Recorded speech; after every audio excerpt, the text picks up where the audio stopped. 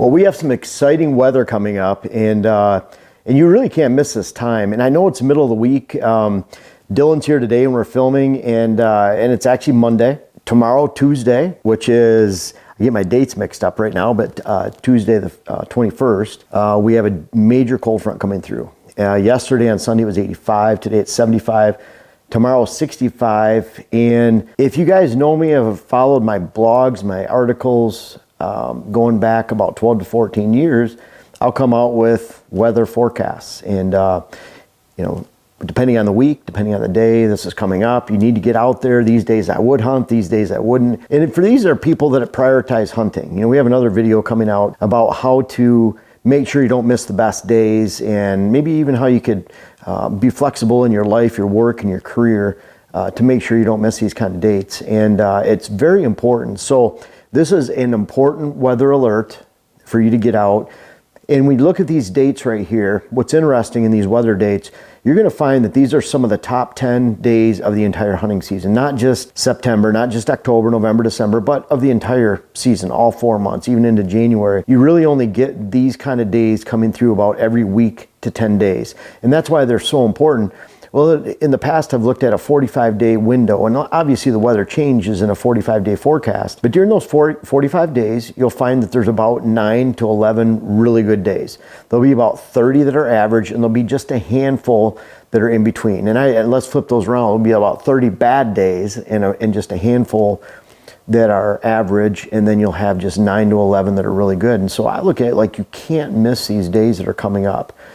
So I developed the weather algorithm to reflect what I've looked at over the past 30 years, and we infuse that into HuntCast with HuntWise. And this isn't a commercial for them. This is an alert for you to get out. And instead of trying to figure out my algorithm, I came out with all-weather whitetails back in 2018, I believe. That's my last book that I finished written. And I talked about my weather algorithms and how I hunt the weather. So you can look at that, or you can just simply pull up HuntCast, and I infused my algorithm into HuntCast. It's been many, many days. That started last year, and it's pretty cool because I can look at the forecast now and say, yep, that's what it should be, that's what it should be. And so right here, this is what I'm looking at. And I'm just using HuntCast because I want to show you what this looks like when I'm talking about. You see Sunday yesterday, it was 85, 0 degrees, 0% day for going out in the woods. Then on Monday, it drops to 78, but there's thunderstorms. And so there's a lot of volatility in the air. Deer won't be on the move much. That's a 6% day. You'll notice on Tuesday, it's starting to clear out. So especially in the evening, it jumps up to an 88% day. And that's because there's so many weather factors that have taken place, temperature drop. Nothing to do with barometric pressure, very little to do with moon. The barometric pressure doesn't do really much at all. It just reflects change in the weather. Deer don't have a barometric pressure reader in their head, but what they do relate to are tangibles. Tangibles are wind, rain, temperature change, wind speed change, wind direction change, extreme weather change, beginning of extreme weather, end of extreme weather. So they relate to things that they feel. They're outside 365. They know when the weather's going to be strong and when it's not. They know whether to go out in with a light snow out into a field and feed because it's not going to be a blizzard. And they know when if there's a blizzard coming to actually stay inside, even if the barometric pressure is the same. So always look at temp drop, wind speed, all the changes that I talk about. And what's really cool on here is I'm looking at the day. This is a day that I would have picked. This is a day you can see 7 to 10 days in advance. In fact, you look up here, you can see on September 29th, there's a 100% day coming up. And so we can look that far in advance, out to 10 days, and figure this out because major weather fronts that are coming in can be seen a long ways out. It has to do with the jet streams that are in the country, and those are hard to change. So there might be a 17-degree temperature drop instead of 12 or 24, whatever is forecasted, but there's something coming through. Deer feed 5 times in a 24-hour period, and it's so critical to understand that because if there's volatile weather coming through, they're missing feedings because there's high stress events taking place, and they're back in their bedding areas, and they're not going out to the open fields or open hardwoods, some public land, oak flat. They're not going out there and feeding in those open areas because it's stressful and it's loud. So they're burning energy because of stress. Then the temperature's dropping. It doesn't matter if it's from 80 to 60 or 60 to 40, they're burning energy to stay warm. Third, they're missing quality feedings. So if they're feeding 5 times in a 24-hour period, storm takes a day and a half to come through with high winds, volatility, thunderstorms, lightning. They're not going out to those fields, so they're just back in the brush, and they're not getting the necessary nutrition and food value that they need. That means when this breaks, they put the feed back on, they move, they have comfortable conditions. I'm not talking about calm winds, I'm talking about moderate winds. Usually calm winds aren't a good thing. So when I see these weather factors take place, and you can see them 7 to 10 days out, then I make sure I head to the stand. And what's really cool about this, when we do get these cold fronts coming through, it's been south-southeast winds lately, southeast, south-southwest. Those are the stable winds. Those are the 35% winds. The winds have changed though, whether they're east on the front side or those northwest winds that clear out this air, or a southwest with a warm front coming through. The northwest, we're getting west-northwest winds tomorrow night, northwest winds. And so that allows us to go into the stand. So I'm looking at, these are the great days on here, pretty easy to see. Next, I'm looking what winds are coming through with that, and then I'm choosing my stands accordingly. Something with that, we can click on these days, like I can click on Tuesday right here. And when I click on Tuesday, what's interesting about that is this will show me the hourly forecast. And you see the wind direction right now. It's coming, this is for tomorrow at 4 p.m., 11 mile an hour, sustained. Northwest winds. You can focus all the way to dark, about 8 p.m. here. Northwest winds is dropping from 11 to 6 miles an hour. So that's a pretty good drop. You can see that the rain is cleared out as of 6 a.m., 7 a.m. So that'd even be a good time to sit in the morning, depending if you have a morning stand available this time of year. So I'm looking at these hourly changes right here. And the next thing I'm saying, okay, it's dark between 7 and 8. And then I'm going through here and I'm looking at what's happening after that 7, 8 p.m. time. And I'm looking at the winds staying about the same. It's still northwest. And what you want to do is you want to look at midnight, 1, 2 a.m. in the morning, and you want to look for that change. So first I'm seeing these weather days pop up. That'll tell me when to can hunt. This is what I've looked at for over 30 years.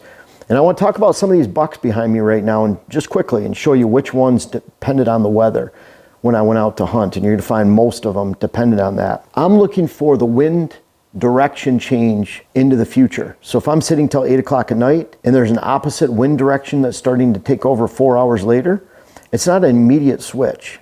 Think of it as a tug of war. Eventually someone wins and that's when it completely changes. But for 2 to 4 hours, 5 hours before that, a strong opposite wind that's coming in or even a 90-degree off wind will fight back and forth. So you're sitting there during your sit, all of a sudden it's northwest, and if there's another front coming through and you have southeast winds, then that'll creep up during your sit, and you have to plan for that. You have to plan for your stand location. A lot of people say, well, the wind was swirling around. Well, that's because there was a front coming 3 hours later, and I'm not saying that's every time, but a lot of times there was a front coming through 3 hours later, and that wind's going to creep in to that forecast. Again, it goes back and forth, doesn't automatically flip. So once I've figured out the day to hunt, and I plan accordingly for the wind direction, I'm making sure past that those winds aren't changing and something I need to account for, and then I'm going in to hunt. Now we're going into a stand where we've seen venti a few times, and it seems like a needle in a haystack, and I'm not saying we're going to kill them, but at the same time we have a reasonable expectation of success.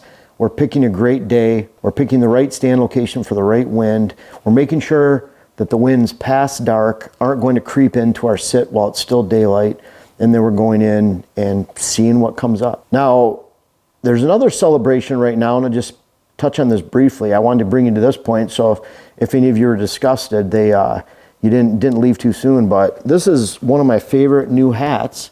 You see that Lions hat right here? Dylan, you love this hat too, right? It's great, man. As Dylan's wearing his Packers jersey behind the camera right now, but we have the Monday Night Football game tonight between the Lions and the Packers, and go Lions, of course. I'm from Michigan. Go Pack, go, baby. And I could see out here in Wisconsin, Minnesota, people don't really care about us Lions fans because, you know, we're really not much of a threat. So, and what's cool about watching a Lions game, I have fairly low expectations. I think they did okay in their loss last Sunday. Packers did absolutely horrible at 38-3. So I'm thinking, so you're saying there's a chance, right, Dylan? Hey, anything's possible. Yeah. So we're going to celebrate that tonight, but tomorrow night we're celebrating this great day. And the cool thing about this, if you look past here and you look at Wednesday, we're getting a 60% day because all of the weather is completely cleared out by then. So we're going from an 88% forecast on Tuesday down to a 60% on Wednesday. And so I'm going to try to key on both these days for getting out, and I'm really pumped about that because we have a couple of high quality days. And then you fast forward a while and you can see there's a lot of 24s, 29s, and I'm not saying not to go hunting. I mean, enjoy your time. What I am saying is don't go burn out a great stand like the one we're going into where we have a chance, a potential at Venti, or a buck that we're after. There's another big 10 point. There's an 11 point. We still have to think of a name for that one where I found a shed earlier this year while we were shooting a video. Really heavy one with split brow. He's a beautiful buck. Dylan, can you think of a name for him off the cuff? I don't know. You got that Lions hat on. We got to go Lion theme. Yeah, Simba. Simba. That sounds good. Big, heavy. But I'll show you a couple of these deer over here. And this is why I hunt cold fronts and hunt cold fronts only for the most part, and have since the early 90s. It's been a very long time since I haven't looked at the weather and made changes to my hunt accordingly. Even if I'm hunting for a week and I have a week off during the rut for rutcation, I'm still looking at the best days, choosing my best stands, and then the worst days I'm sitting somewhere else or maybe just playing pool at the bar, having fun. But we can even just go around the room. I mean, this was a late season hunt, I believe in 2015. This was last day of gun season. I went out with my bow because it was a nice evening sit. Great weather day. This one right here, this was a cold front buck. I think it was about November 5th, November 6th, maybe 2013. I'm waiting for that great cold front. Hung the stand for this buck to be scouted. We watched him for 2 years and went in on him and needle in a haystack. But the weather told me to go hunt. And we're looking at a 50% opportunity for odds of shooting a buck that you're after on this day, not a 1 or 2 on these poor days. So I'm not burning out these stands. And it was the first time using that stand for the year. You get up here, this is one I went home for. I was out for 9 days to hunt. I was a real estate appraiser at the time. I believe this was in 2004, 2005. And I wanted to shoot this buck, but the weather was bad for about 5 days. I hunted for a couple days. My buddy Carl, who lives in Georgia now, was out. And I actually went home for a few days so I could get some work caught up, spend time with the family. Came back on a Thursday when the temperature was good and shot him. First time sitting in that stand. This one right here, this was a smaller buck, but it's a Michigan buck. This was, I think, 2012. Huge cold front went through, 50-mile-an-hour winds. And it was October 12th. And you think, not a great time to hunt, but boy, when it was 27 degrees in the morning, and the morning before it was 60-some, 70, huge temperature drop, and it put those deer on their feet during the daylight. This one right up here, definite cold front buck, I believe October 22nd. I get these dates all mixed up, but let's say October or 2013, 2011, somewhere around there. Came out for a couple days to hunt the pre-rut. He was come through cruising for does, and shot him. This one up here, you're out in 2003, another archery buck. All these lower bucks right here, archery during gun season, and then archery, bow right here. This was Kermit last year, my first buck in Minnesota. Scored 169 and a quarter. And I'll admit this, we all do stupid things at times. Dylan, have you seen this? No. What did you do? So I get Kermit on the wall. Dylan, I can't believe I didn't tell you this. So I had Kermit on the wall for about a half hour. I didn't like the way he was sitting. So I went to grab him and left this on the wall, put him on. So then he flipped forward, got his antler caught right here, his right G2, flipped forward, and I literally found pieces of this antler tine down there. So Matt Tainer from the taxidermist, he's the taxidermist in Wisconsin. I need a repair job, unfortunately. That tine was a lot longer, but I think we lost about 4 inches there. So anyways, I don't know if they glue them back together or what they do. I mean, we could get some crazy glue. Oh my God. I literally on the wall for a half hour. So anyways, cold front buck last year in 2020, specifically going into a stand, and we had some snow on the ground. Couldn't wait to go in there for Kermit, try to get him. And again, I'm just using the exact same formula for HuntCast because that's my formula. That's part of me.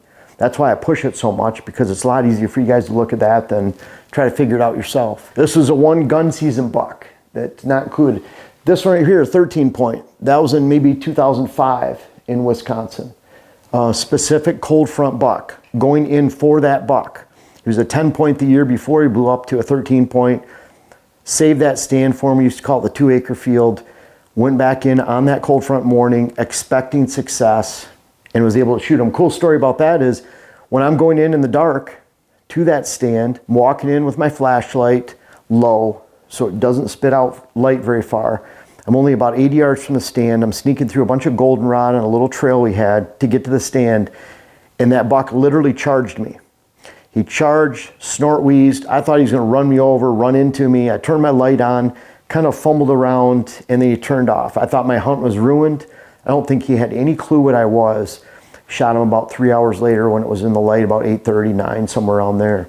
The night before, I was snort wheezing at a couple bucks out in the field that were fighting. Figured, what do I have to lose?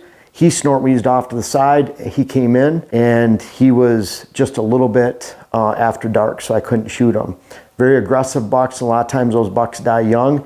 What was cool is this buck right up here, the year before, I saw that buck fighting with this buck when he was a 10 point.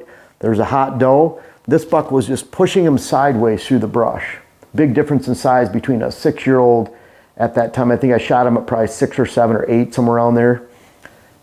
He was pushing that 3-year-old sideways through the brush. The next year he was a 4-year-old dressed out at 193. He'd grown into a 13 point, pretty cool buck. But a lot of these bucks here, you know, they're cold front bucks. And that's what I hunt. That's the way I hunt. This up here is a 15 point. And he was one I saw the year before. And I really wanted to get a crack at him. We hung a stand specifically for that buck in May. I didn't return to that stand until the morning I shot him. It was a cold front morning. I was down hunting with a friend of mine, Joe Lasek. I want to say it was October 25th, October 26th, maybe 2006, 2007. Specifically drove all the way down to Wisconsin, 7 hours, just to hunt 2 mornings so that we could hunt that cold front. Shot him at about 10 o'clock, chasing 2 does. And I'm not saying it always works out that way, but I have a long history of shooting a lot of bucks on cold front days, and I don't hunt a lot. You know, it's about an opportunity every 5 or 6 sits because I'm saving those stands for those cold fronts. I manage my schedule and where I work. You know, a lot of these bucks were shot when, you know, I was a real estate appraiser for 9 years. I was a banker, or 11 years. I was a banker for 9 years. So that was 20 years where I had a normal job, and I had to be very creative in how I would beg, borrow, and plead to get 1 day off during the week to go hunt that cold front. And that day is tomorrow. Today, when you guys are viewing it, because we're shooting this on Monday, the day of the Lions game, and they're playing somebody, I don't remember. And then on Tuesday, tomorrow, you're gonna see this video. Today, you're watching this video. And I know it might be too late for you to get out and hunt on Tuesday, but Wednesday is gonna be a great day. You can't miss these early season feeding fronts, I call them, because these cold temperatures, it's not the rut, but it's pushing movement. Those bucks will be on your food plots earlier, they're hitting water holes earlier, whatever it might be, they're moving and they're on their feet earlier, they're hungry, they're ready to move, and we're gonna take advantage of that on Tuesday night. And Wednesday night, we're gonna go hit some stands. Not to say we're gonna shoot something, but we're putting the odds in our favor probably 30 times over between one of those low value days where it shows a 0% day or a 10% day. And that's how I shoot these bucks consistently and have for many, many years. This goes back to, there's a buck all the way up at the top up there. He's palmated. That was from 1993. Another cold front buck. I actually went to hunt that buck all the way up there. That was the Thumb area in Michigan. When I was just hunting 5 acres here and there, little corners of places to hunt. And I went to hunt that deer on another day. We had very little information for the weather. I was using the Oakland Press. I hear the marine forecast on my way on AM radio to go hunt that buck. The wind was the wrong direction. I was halfway from where I used to live, near Caro, Thumb area, over by Cass City. I turned around, went back home, didn't hunt that morning. A couple days later, we got the right winds. It matched the forecast in the newspaper, and I went and shot that buck. And from that time on, and around that time, I've been hunting the cold fronts, and it's paid off huge. You can shoot more deer by sitting on the couch. And I'll even point out this buck. This was a Kentucky buck last year. Nice Kentucky buck. And this was a cold front. And unfortunately, Dylan left the day before. He had to get going. And this was the day I was looking forward to out of those 5 days where we had that cold front coming through, and was able to capitalize on that. So try these cold fronts. I'll try to bring you some more forecasts throughout the year. I've been doing it for a long time. Put it into books, infuse it into HuntCast because it simply works. And I hope you can get out and take advantage of these cold fronts. And what's cool about this in Wisconsin and Minnesota right now, I need to mention this, is that we're going to look at those same movements and same days and quality days about a half a day to a day behind over in Michigan. And then you're looking at Pennsylvania about a day and a half to 2 days behind, and over into New York. So if your season's open right now, and I know when we get over those Northeast states, a lot of them open a little bit later, like Pennsylvania's October 2nd and Michigan's October 1st. But we have a lot of opportunity right now, and it's going to sweep across the country. So if you can get out in these early season times, maybe some youth seasons are early, take advantage of this cold front that's sweeping through the country right now. You will be rewarded, and you have a high degree of a potential of success when you head to the stand and enjoy this front and all the fronts that take place about every 5 to 10 days all season long. Folks, I want to make sure you check out my web class video series, whether it's how to design your food plot program or how to design your property in general. And we have a new one coming out that'll be how to hunt the rut. But these bucks back here are a testament. Some of these bucks go back to 93. They're even in different states. I urge you to check out those web classes so that you can help yourself, help your land, help your hunt. The link is in the description. And also for those that have tried them out, I encourage you to offer some feedback in the comments below. Thank you.